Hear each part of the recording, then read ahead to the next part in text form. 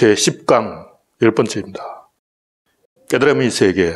지난번에 깨달음의 세계 10가지를 이야기했는데 오늘은 그 두 번째로 깨달음, 그리고 언어, 인간, 마음, 네 가지를 이야기하겠어요. 이 언어와 인간과 마음이 다 깨달음이라는 주제에 포함되는 건데, 지난주에는 그 10가지 중에 구조론 안에 존재론과 인식론이 있다, 이런 얘기고, 구조론은 세상은 구조로 이루어졌다. 존재는 그 구조를 보니까 인간의 인식의 구조와 자연의 에너지의 구조가 두 가지 구조가 있는 거예요.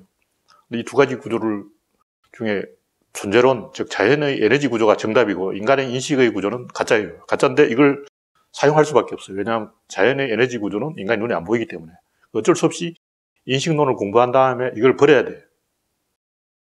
이 석가가 한 얘기에 강을 건너고 난 다음엔 뗏목을 버려야 된다, 그런 얘기 있는데, 마찬가지로 인간은 어쩔 수 없이 인식론이라는 도구를 써야 되지만 그걸 써서 강을 건넌 다음에는 그걸 버리고 존재론으로 바꿔줘야 됩니다.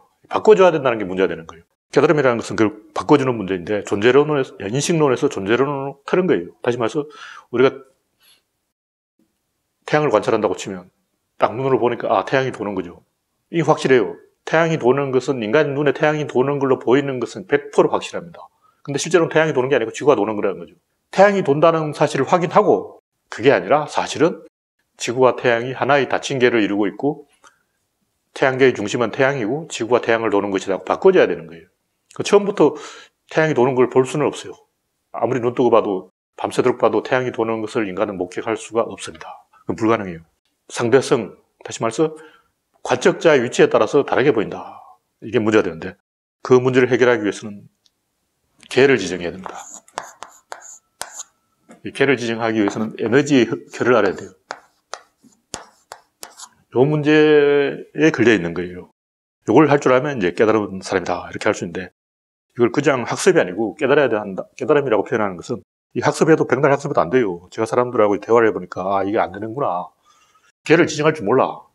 난 딱 봐도 계가 보이는데 사람들이 계를 못 보는 거예요. 예를 들면 바둑을 딱 두고 있으면 사람들이 바둑판을 딱 봐야 되는 거 아니에요. 바둑판을 못 보는 거야. 경마를 하러 갔다면 경마장 마사회가 있고 주최책이 있는 거야. 근데 사람들이 그 생각을 못 하는 것 같아요. 이건 마사회가 이 경마펜을 갖고 노는 것이다, 이걸 모르는 것 같아. 그냥 말에만 꽂혀가지고 말만 쳐다보고 있어. 이게 황당한 일이더라고요. 이 개를 보는 훈련을 해야 된다. 개를 어떻게 볼 것인가. 옛날 그 스님들이 하는 얘기 있죠. 바람이 깃발을 흔드는 것이냐, 깃발이 바람을 흔드는 것이냐. 아니다, 너의 마음이 흔들리는 것이다. 여기 이제 재미있는 힌트가 있어요. 자동차가 고장난 게 아니고 사실은 운전 기술이 틀린 거예요. 자동차가 이렇게 있습니다. 근데 운전수가 있는데, 우리는 문제가 있으면 자동차에 문제가 있다, 이렇게 생각하는데, 자동차가 뭐냐면 자연이죠. 사실은 운전 기술에 문제가 있는 거예요. 자연은 존재론이고 인간은 인식론인데, 이 인식에 문제가 있는 거지 자연에 문제가 있는 건 아니에요. 자연은 굉장히 정상적이야. 자연은 언제나 합격이야. 자연이 시험에서 빵점 맞고 이런 거 없어요. 인간이 빵점 맞지 자연은 죄가 없어요. 굉장히 많은 사람들이 불가지론, 알 수 없다, 진리는 있어도 알 수가 없고 알아도 써먹을 수가 없고 언어로 표현할 수 없다는 개소리를 하고 있는데, 사실 진리는 간단해요. 1 더하기 1은 2, 이게 진리야. 이걸 연역해서 일반화시키는 거죠. 그리고 1 더하기 1은 2가 이게 수학에만 적용되는 게 아니고 세상 모든 것에 다 적용된다, 이게 보편화시키는 게 구조론이에요. 간단한 건데 진리를 자꾸 탓하고 있는 거예요. 문제가 뭐냐면, 자동차가 못 가는 이유는 차가 문제가 있어서 그런 게 아니고 도로가 없어서 그런 거예요. 사람들이 도로를 만들지 않고 자꾸 차 탓을 하고 있는 거야. 이 차 왜 안 가냐, 똥차냐, 이러고 있다고. 차가 문제가 있는 거, 운전기술 틀려먹은 것이다. 그 운전기술이 뭐냐면 언어죠. 그 언어가 틀려먹은 거예요. 자연의 이 에너지, 이거는 아무 죄가 없어. 근데 사람들이 이걸 못 보는 거예요. 왜 못 보느냐? 인간 눈으로 사물을 보는데 눈은 대상을 보게 돼 있죠. 그래서 인간의 이 눈동자와 어떤 사물, 이 자체가 대칭 구조를 이루고 있어요. 개를 이루고 있다는 거죠. 이런 문제 때문에 이 인간이 그 사건 속에 빠져들어서 이 사건을, 흐름을 파악할 수 없다.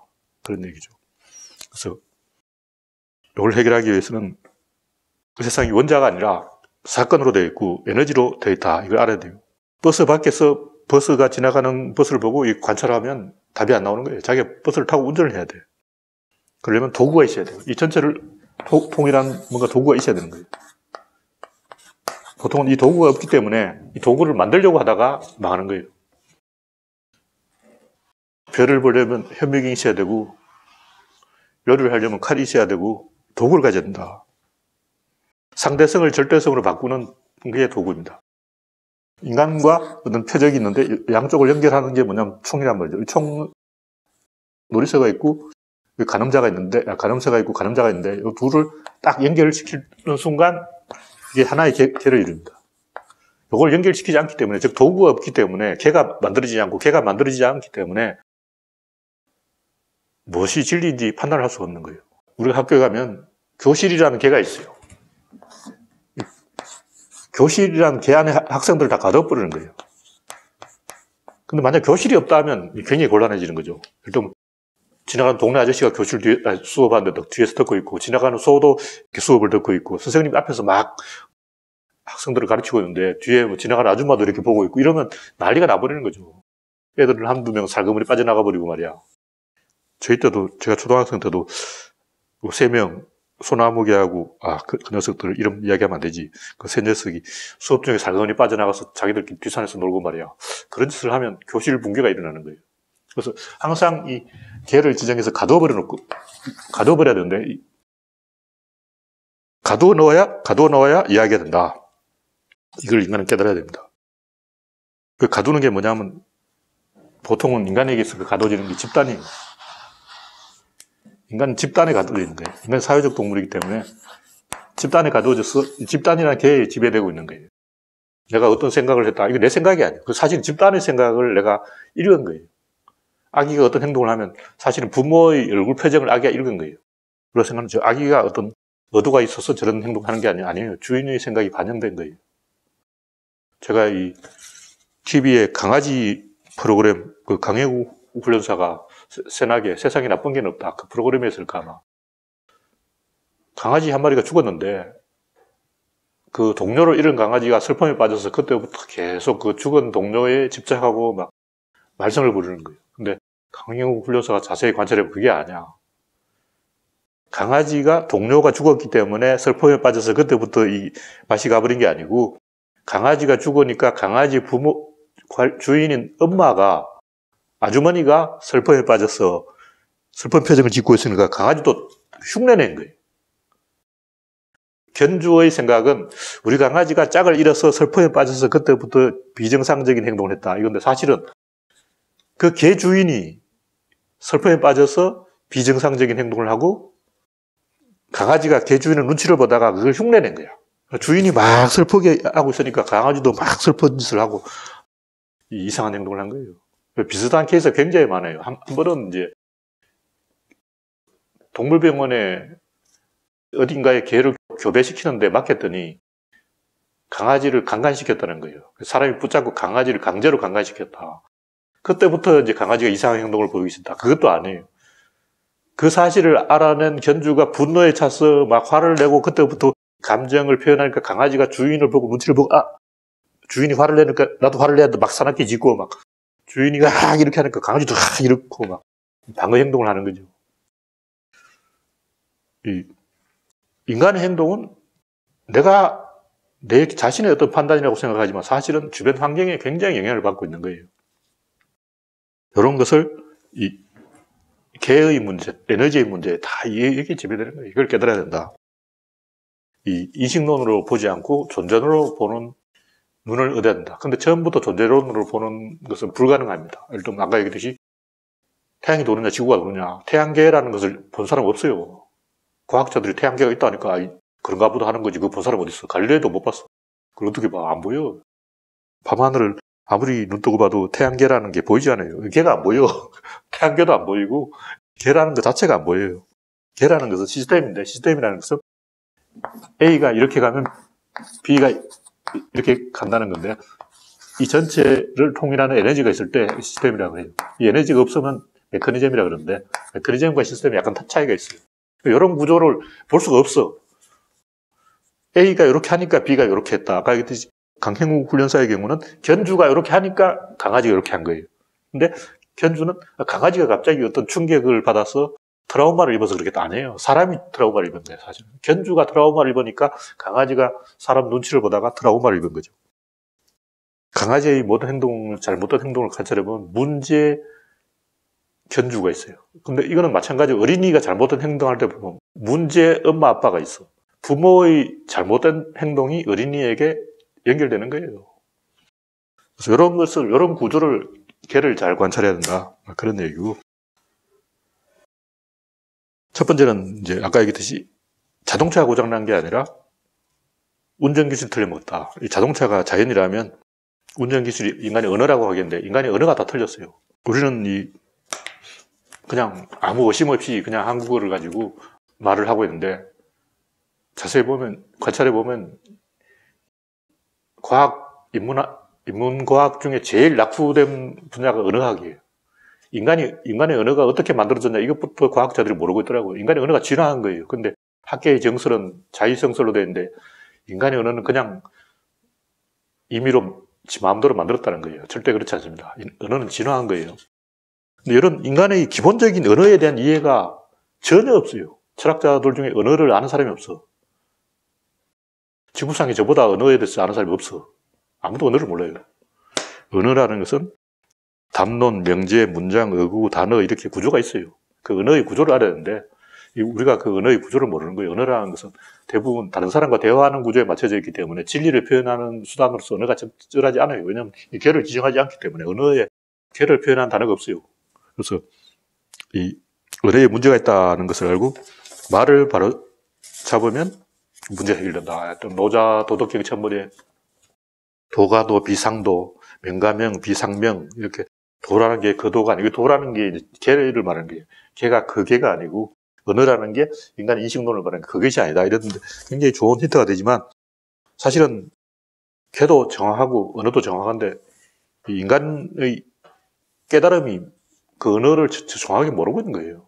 숫자가 없다면 계산을 못하는 거죠. 구조론이 없다면 구조를 모르는 거예요. 마찬가지로 이제 구조론을 제가 만들었기 때문에 아직 사람들이 구조론을 안 배웠어요. 그건 모르는 거야. 그래서 언어로 표현할 수 없는 거야. 그러나 사실은 표현할 수 있어요. 구조론을 모르니까 표현을 못하는 거죠. 숫자를 모르니까 세움을 못하는 거죠. 개를 지정하는 방법을 모르니까 말을 못하는 거예요. 그래서 제가 항상 이제 강조하는 게 자기소개하지 말라는데 실제로 자기소개를 하지 말라는 게 아니고 자기소개를 해야지 왜 안 해. 자기소개형 언어 습관, 베이비 토크죠. 누구죠? 그 이름 뭐지? 전역이 박근혜의 급소를 찔렸죠. 베이비 토크라고. 참 죽이는 표현인데. 이 베이비 토크는 뭐냐면 항상 대상이 있어. 내가 대상을 바라보고 말을 해요.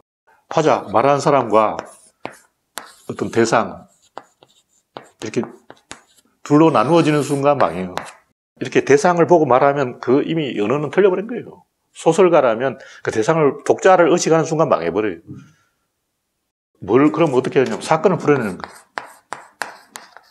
이게 사건이라고 치고, 이 사건으로 여기를 한 방 때려보고, 여기 한 방 때리고, 여기 한 방 때리고, 이렇게 계속 때려보면 그게 이야기가 되는 거죠. 보통 이제 삼류 작가는 어떻게 하냐면, 내가 있어. 그 다음 상대방이 있어. 상대방하고 나하고 핑퐁을 해. 탁구를 치는 거죠. 이쪽은 착한 사람, 저쪽은 나쁜 사람, 이쪽은 배트맨, 이쪽은 빌런, 이런 식으로, 이분법적 사고를 한다는 거예요. 이 개를 이해하지 못하고 에너지를 태우지 못해서 그런 거예요. 에너지를 태우고 개를 이해하는 순간 일사천리로 기승전결 한 방향으로 계속 갑니다. 그러니까 내가 있고 상대방이 있으면 핑퐁식으로 되어 있어요. 이렇게 왔다 갔다 해. 계속 왔다 갔다 주거니 받거니 이런 식으로 가면 망한다. 어린이가 하는 이런 식으로 되어 있어요. 어린이는 이렇게 할 수밖에 없어요. 왜냐하면 어른들의 도움을 받지 않으면 말을 할 수 없기 때문에. 그러나 우리는 어린이가 아니기 때문에, 학생이 아니기 때문에, 초딩이 아니잖아요. 어른이기 때문에 그런 베이비 토크를 하면 안 된다.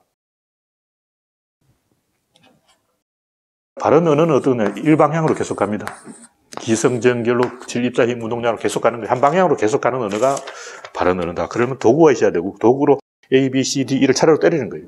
그러니까 여기 한 방 때리고 한 방 이렇게 때리는 식으로 쭉 진행해가는 그런 언어를 가져야 되고 그런 언어를 가지려면 탑 포진을 차지해야 돼요. 제일 먼저 정상에서부터 이야기 시작해야 돼요. 신에서부터 이야기를 시작해야 돼. 에너지가 있다. 그럼 이 개에서부터 이야기를 시작해야 되는 거예요. 그런데 보통 보면 개에서 이야기를 시작하지 않고 어떤 부분에서 이야기를 시작하기 때문에 망하는 거죠. 그러면 이제 전통적인 이야기라면 나는 가만히 있는데 약자인데 힘이 센 사람이 나한테 와서 날 때려. 그래서 아이고 아파 왜 때리지? 복수를 해야 돼. 아버지 원수를 갚아야 돼. 이건 천편일조 이 핑퐁식 이야기 구조라는 거죠. 일관된 이야기 구조라면 어떤 사람이 나한테 때리기 전에 그 사람과 나의 어떤 공간적 이해관계에 충돌이 있는 거예요. 일단 내가 어떤 신지식을 들어왔다. 또 내가 새로운 학문을 발표했다. 또 내가 새로운 힘을 가졌다 하니까 반대파가 나타나는 거예요.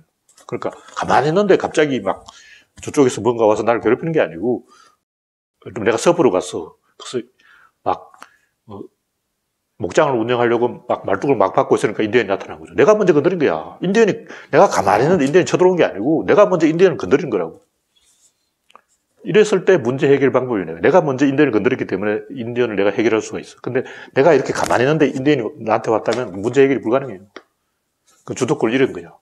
이런 식으로 핑퐁식 사고, 자기소개식 사고를 버리고 일방향으로 가는 닫힌 개 중심의 사고를 해야 된다. 이것이 이제 첫 번째 이야기고, 두 번째는 인간. 인간은 권력을 추구하는 존재다.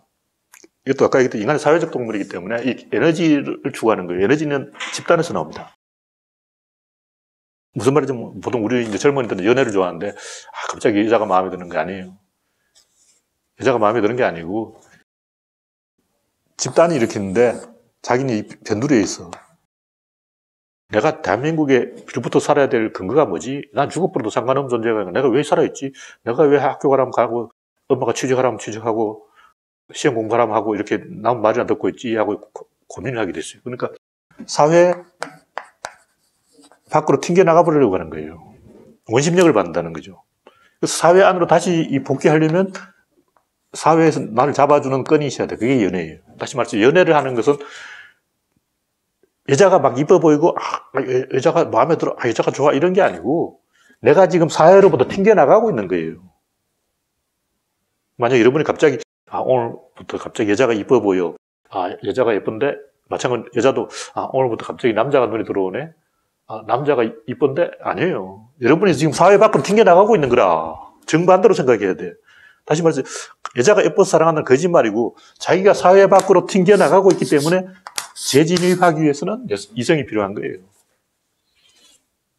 그래서 지금 우리나라 페미니즘, 소동 이런 것도 일어나고 있는데, 이런 문제 대부분 이 문제, 인간이 사회 밖으로 튕겨나가고 있다. 이 문제에 걸려 있는 거예요. 다시 사회 안으로 돌아오려면 연애를 해야 되는 게 아니고, 특히 우리나라 페미니즘 같은 경우는 여자가 주도권을 잡아야 이 문제가 해결되게 돼 있어요. 여자가 주도권을 잡으면 어떻게 되나? 여자끼리 경쟁이 붙어. 여자가 이기려면 어떻게 남자를 끌어들여야 돼. 지금 우리나라는 남자가 여자를 끌어들이는 구조로 되어 있어요. 그럼 이미 잘못되어 있는 거예요.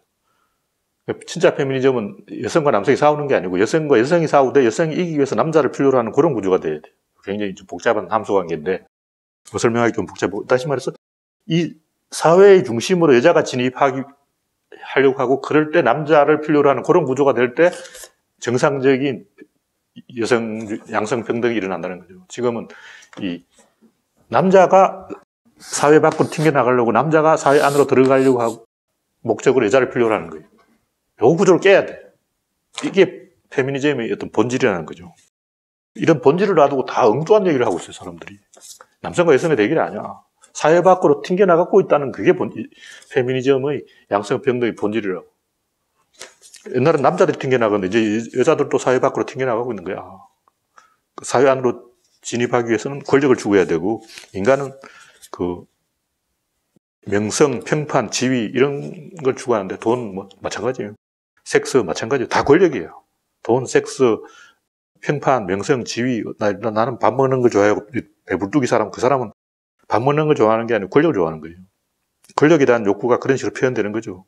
인간은 집단과 굉장히 긴밀하고 긴장된 관계를 추구하고 있습니다. 그것 때문에 대중의 평판 권력, 지도자의 정치 권력, 자본가의 경제 권력, 예술인의 문화 권력, 개인의 어떤 도덕 권력, 이렇게 다양한 권력이 있는데, 인간의 심리적 에너지는 집단의 통제 가능성, 곧 권력에서 얻어지고,